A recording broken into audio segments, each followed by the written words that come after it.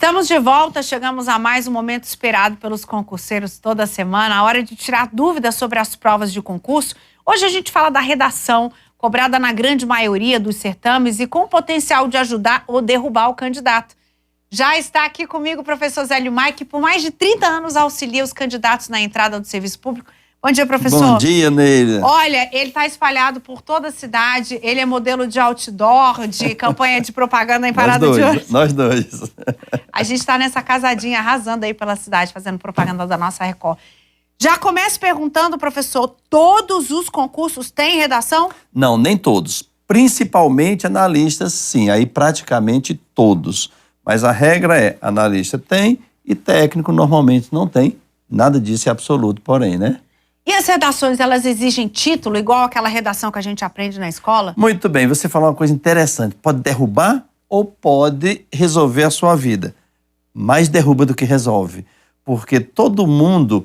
nós temos um grande problema hoje. Qual é? As pessoas perderam o hábito da leitura. Sim. E aí, por exemplo, a pessoa chega para mim e fala, professor Zélio, qual tema o senhor acha que vai cair em concurso? Você vai me dizer, Zélio, mas você é professor de redação? Não. Mas nós, como professores de constitucional, que trata de diversos temas, muitos temas que são cobrados em redação são temas com afinidades em direito constitucional.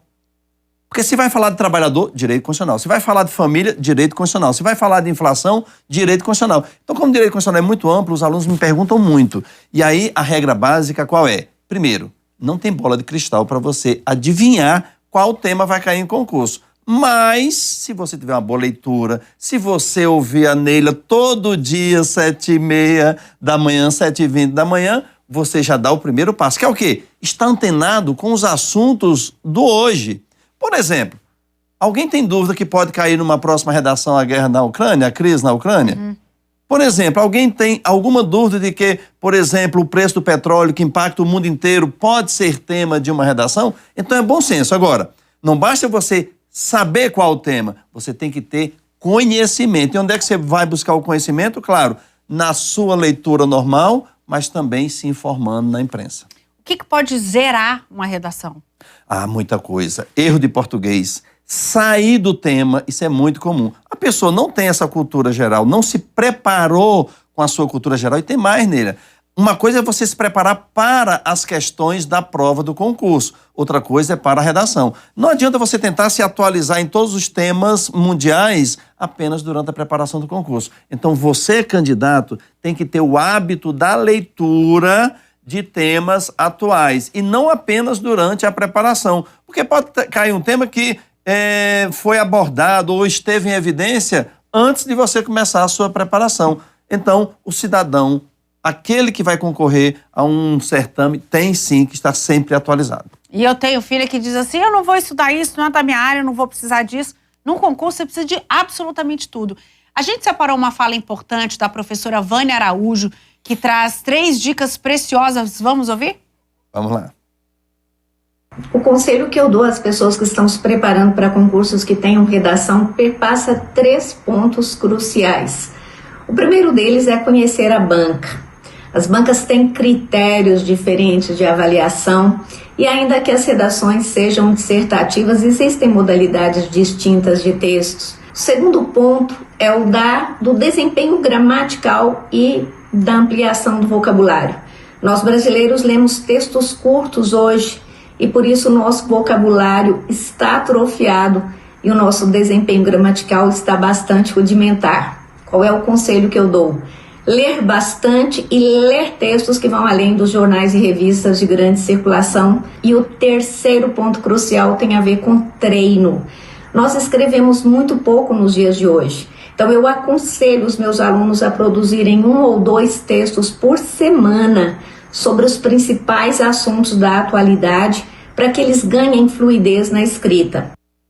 Valiosas essas falas, não? Ela é ótima, a professora é espetacular ela. Maravilha. Vamos responder algumas perguntas do público? Lá. Vamos lá, coloca aqui na tela pra gente. A Vanessa Rodrigues, devo fazer a redação antes ou depois das questões objetivas? Vai depender muito, Neila. Se você está muito bem preparado no que diz respeito ao tema, você olhou o tema e falou, esse eu domino. Então já pode responder. Isso serve para qualquer questão. Você, quando vai responder várias questões objetivas, aquelas mais difíceis que você não está tão seguro, o que é que você faz? Deixa pula pra para mais depois. tranquila para ter dor de cabeça no final. Mesma coisa se aplica à redação. Ok. A Bianca pergunta, quais os temas que costumam ser cobrados? Tem como antecipar algo? Você já falou sobre isso, Já né? falei, né? Isso, você tem que ter o conhecimento geral. Não pode tangenciar, não pode se afastar do conteúdo. A Bike Repórter pergunta, a letra pode ser cursiva ou de forma? Boa pergunta, né? As pessoas às vezes não tem que ser aquela cursiva que a gente aprendia antigamente. Tanto faz, ou a de forma ou a cursiva. Só se exige uma coisa, tem que ser legível, claro. Agora tem diferença entre os certames, né? Bem a pergunta do Michael Martins. Como funciona a regra de pontuação para redação na Sebrasp? Leve em consideração, primeiro, se você enfrentou os temas apresentados, erros gramaticais, mas aqui nós temos, infelizmente, uma notícia que vai prejudicar. É o quê? O Sebrasp, por decisão recente do presidente Jair Bolsonaro, perdeu algumas condições, alguns benefícios de entidade sem fim lucrativo e está prejudicada para participar do certame. Tá bom. Olha só, a gente tem um estudante que se preparando para concurso, ele fala da principal insegurança dele, que pode ser a de muita gente. A gente vai ouvir agora o Diego Rodrigues. Olha, professor. Embora o candidato treine com diversos conteúdos antes da prova, a gente nunca sabe ao certo o que realmente irá cair na redação. Então isso pode nos prejudicar, porque o tempo de prova é curto, a prova objetiva ela é extensa, e você se concentrar ali na prova objetiva e ainda produzir um texto de acordo com os parâmetros da banca é algo relativamente complexo. E aí?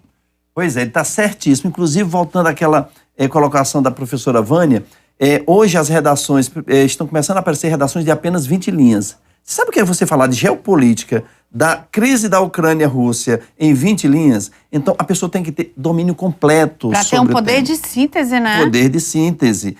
Isso nos concursos em geral. Mas, por exemplo, na área jurídica, nós temos aí questões, abordagens mais longas, de 3 laudas, 4 laudas. E eu passei por uma situação interessante. Como eu falei já aqui, em outras oportunidades, eu fiz um concurso só.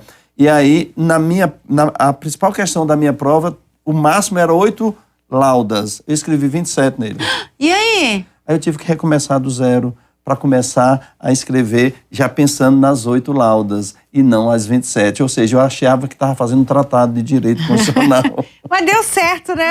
Deu certo. Mas porque eu dominava completamente o assunto. Então você tem... Esse exemplo é muito bom para dizer, olha, se você domina o assunto, você pode escrever tanto em 27 laudas como em 8 laudas. Eu escrevi 27, deu tudo errado. Aí eu descobri que eu não tinha como passar aquilo a limpo. E aí eu fiz o quê? O mesmo tema, abordei 8 laudas e tirei a nota máxima. Olha aí que maravilha.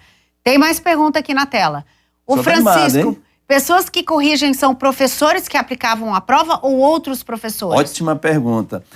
São contratados professores específicos para a correção. Agora, eles recebem, daqueles professores que criaram o tema, eles recebem um roteiro para fazer as correções. Vamos para a Viviane, porque o outro ali também fala sobre confiança de quem corrige. Qual o peso da redação em concurso público? Eu costumo dizer que é 100%. Por quê? Se você for bem em todas as outras, como ela é eliminatória e não for bem nela, então você dançou, ou seja, foi eliminado. Mas, em termos numéricos, em torno de 1/4. E cada dia mais eles vêm aprofundando mais esse grau de dificuldade. Para a gente arrematar essa participação do professor aqui hoje, a gente faz aquela pergunta. Uma redação nota 10 precisa de quê, professor Zélio Maia? Precisa dominar a gramática. Erros de gramática são imperdoáveis, né? Cada errinho, uma vírgula mal colocada, uma concordância equivocada, tangenciar o tema. E falar o óbvio. Não fale o óbvio. Todo mundo sabe que está tendo guerra na Ucrânia. Não comece dizendo a guerra na Ucrânia começou em tal... Não estão preocupados em saber se você tem boa memória de ter decorado início da guerra, mas sim fazer uma análise geopolítica da situação que gerou essa guerra e de como se encontra a guerra e concluindo dizendo as soluções são essas. Ou seja, existe conteúdo e para isso você tem que ter leitura. Maravilha. Olha, para acompanhar o professor Zélio Maia, além dos outdoors pela cidade, você pode entrar no Instagram dele, que é @ZélioMaiaZM. Ele tá lá, aproveita, manda aquela sua dúvida por direct, porque eu sei que ele responde. Beijo, obrigada por mais uma, professor. Bom dia.